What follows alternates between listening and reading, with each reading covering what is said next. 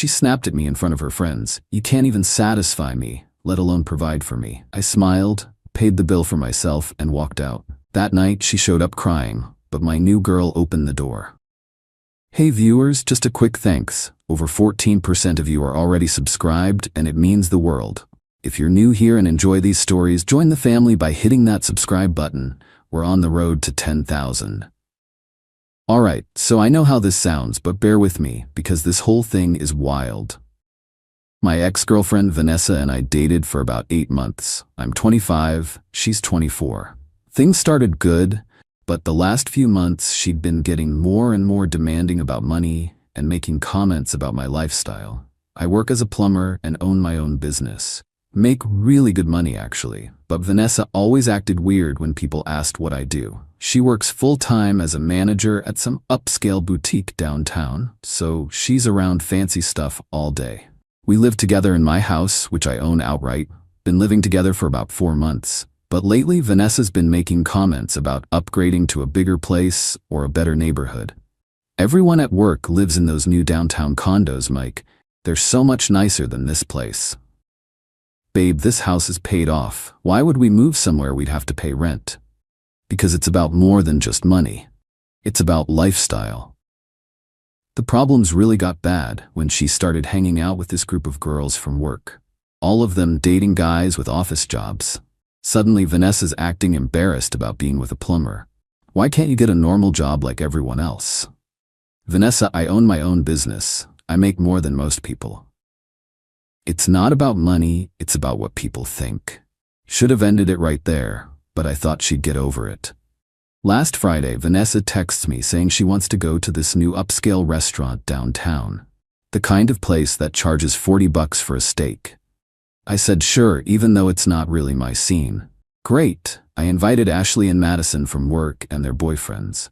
You'll finally get to meet them. Red flag, but I went along with it. Saturday night, we meet at the restaurant. Ashley and Madison show up with their guys who are exactly what you'd expect.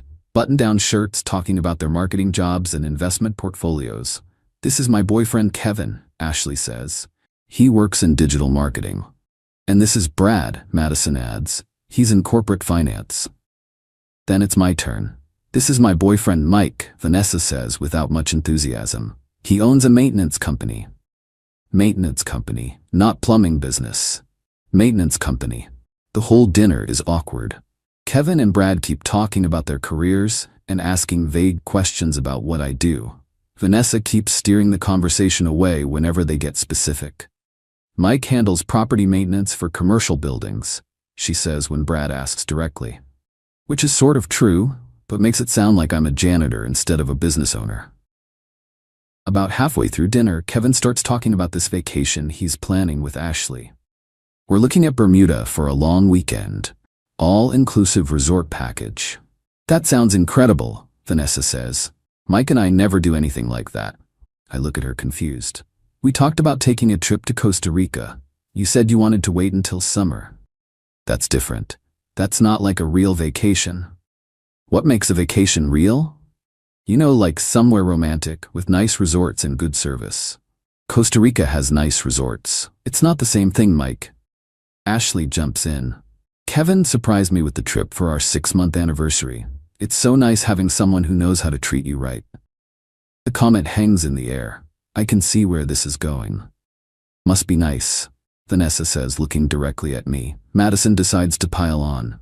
"Brad and I went to Napa last month. Wine country is so romantic. Much better than camping or whatever." "See, that's what I'm talking about," Vanessa says. "Some people know how to plan real dates." "Vanessa, we've been on plenty of nice dates." "Like what?" "That weekend at the lake house. The concert downtown. Dinner at Romano's last month." "Those aren't the same thing." "How are they not the same thing?" "Because they're not impressive. They're just normal."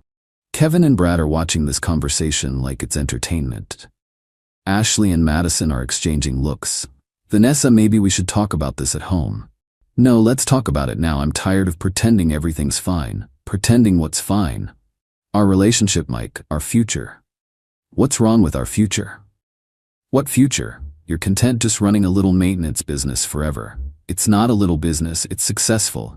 Successful compared to what? Compared to most businesses. I do well. Define well. I'm getting irritated now. I make good money, Vanessa. You know this. How good? Good enough to own a house and support both of us. That's not what I asked. The table goes quiet. Everyone's staring at us.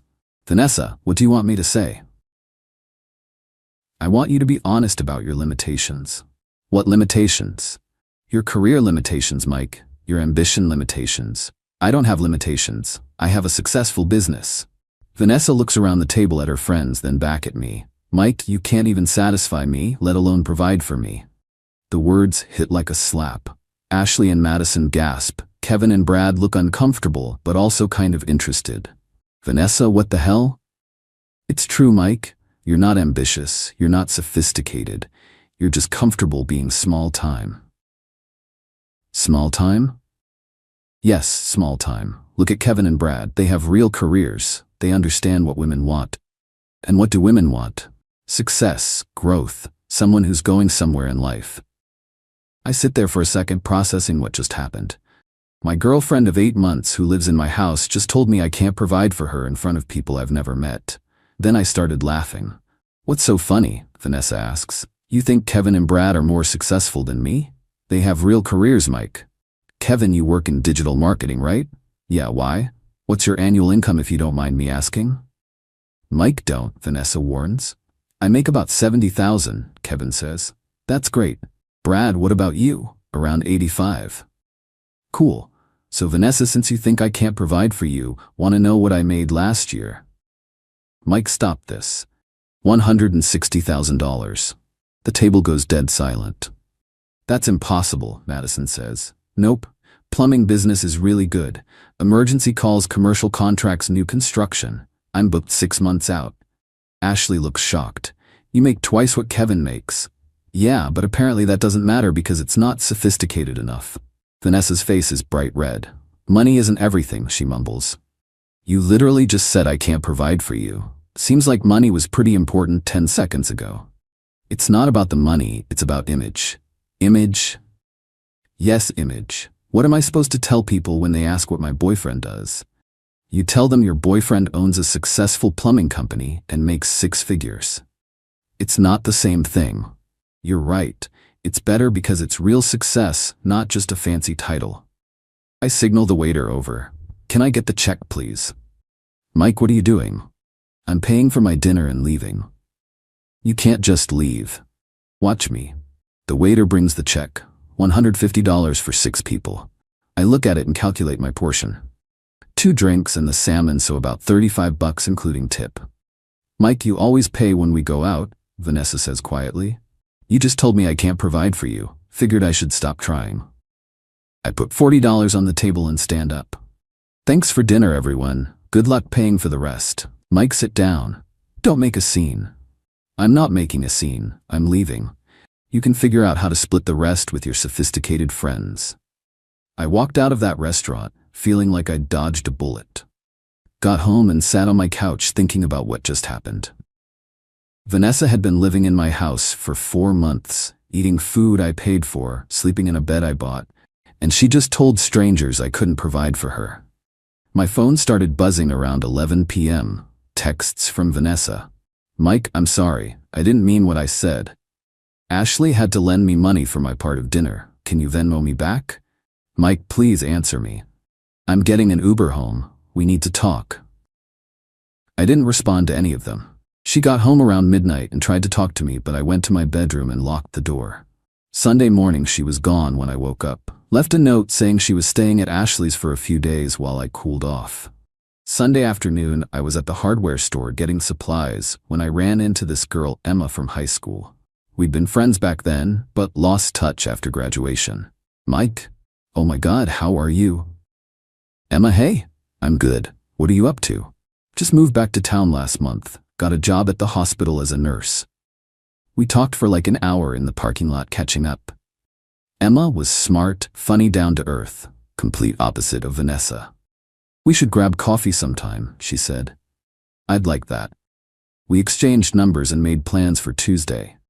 Monday, Vanessa came by the house while I was at work and packed more of her stuff. Left another note saying she needed time to think about us. Tuesday I had coffee with Emma. We talked for 3 hours about everything. Work, family, goals, dreams. She was impressed that I owned my own business. That's amazing, Mike. Starting your own company takes real guts. Thanks, it's been good to me. I bet. Plus you're helping people. When my bathroom flooded last year, I would have paid anything to get it fixed fast.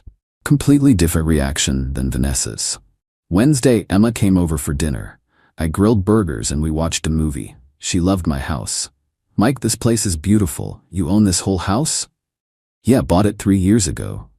That's incredible. Most people our age are still renting apartments. One of the benefits of getting into business early. Thursday, Vanessa texted asking if we could meet to talk. I ignored it. Friday, she called my mom. They'd met a few times when we were dating, so Vanessa had her number. My mom called me later laughing. Mike, some girl called me crying about how she made a mistake and needs you back. What did you tell her? I told her if she was dumb enough to be embarrassed about a man who owns his own house and business, she deserved what she got. Mom, you didn't. I sure did. Then I told her you were raised better than to chase after people who don't appreciate you. Saturday night, Emma and I went out to a nice restaurant. Real date this time. She looked amazing, and we had a great time. Natural conversation, no complaints about money or status. Mike, can I ask you something? Sure. What happened with your last relationship? You mentioned you recently got out of something. She was embarrassed about my job, thought dating a plumber was beneath her. That's crazy. You're successful and you work hard. What more could someone want? Apparently, a corporate job in an office. Her loss then. When I dropped Emma off at her place, she kissed me goodnight. First time I'd felt genuinely excited about someone in months. The next Friday, exactly 1 week after the restaurant disaster, I was working in my garage when my doorbell rang. Expected it to be Emma since we'd made plans to watch a movie.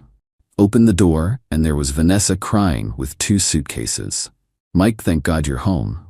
I've been thinking all week, and I know I can fix this. Vanessa, what are you doing here? I'm here to apologize and move back in. I realize I was completely wrong. You can't just move back in. Mike, please just listen. I talked to Ashley and Madison, and they both said I was crazy for saying what I said. So your friends had to tell you that you messed up? That's not the point. That's exactly the point. Mike, I know I screwed up, but we can work through this.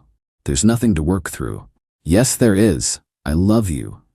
You love me now that your friends told you I make good money. That's not true. Before I could say anything else, another car pulled into my driveway. Emma getting out with takeout bags and a bottle of wine. Vanessa turned around and saw Emma walking up. Who is that? That's Emma. Emma who? My girlfriend. Vanessa's face went white. Your girlfriend? Yeah, we've been seeing each other. For how long? About a week. Emma reached the door looking confused about why Vanessa was crying on my doorstep. Hey babe, Emma said, giving me a quick kiss. I brought Thai food. Everything okay? Everything's fine. Vanessa was just leaving. I was not just leaving. Mike, we lived together. You moved out, remember? You needed time to think. I didn't say I was moving out permanently. You packed your stuff and left. That's moving out. Emma stepped forward. Hi, I'm Emma. I don't think we've met. I'm Vanessa, Mike's girlfriend. Ex-girlfriend, I corrected. Mike, tell her we're working things out. We're not working anything out, Vanessa. I'm not leaving until we fix this. There's nothing to fix. You showed me what you really think of me. Emma looked between us, then at me. Mike, should I come back later?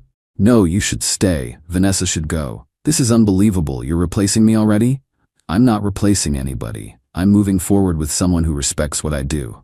Mike, I respect you. You respect me now that you found out I make more money than your friends' boyfriends. That's not why. That's exactly why. You were fine disrespecting me until you realized you looked stupid. Emma's eyes widened. She disrespected your job? Among other things. Mike, I was wrong. I admit it. Vanessa, you weren't wrong. You were honest. You showed me who you really are. She stood there crying with her suitcases for another minute, then finally loaded them back in her car and left. Emma and I went inside and she asked what that was about. I told her the whole story. Her reaction was perfect. Mike, she sounds awful. Who says something like that about someone they supposedly love? Someone who cares more about what other people think than about reality. Well, I think what you do is impressive. You built something from nothing. That was 6 weeks ago. Emma and I are official now, and things are amazing. She's proud to tell people I own my own business and never makes me feel like I need to apologize for my success. Vanessa tried calling a few more times, but I blocked her number. Ashley reached out once to say most people at their work thought Vanessa was out of line at dinner. Last week I ran into Kevin at the gas station. He seemed embarrassed, but came over. Mike, hey man, look about that dinner. Don't worry about it. Nah, I feel bad. Vanessa was really harsh, and honestly, I was impressed when you told us what you make. Thanks. For what it's worth, she's been pretty miserable since you guys broke up. Keeps asking Ashley about you. That's unfortunate. She moved back in with her parents. Apparently couldn't afford her own place without your help.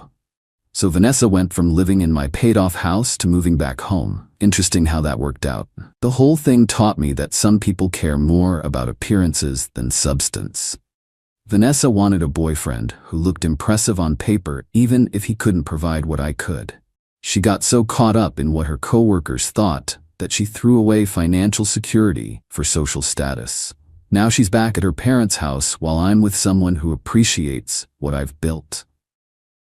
Sometimes the best revenge is just letting people face the consequences of their own choices.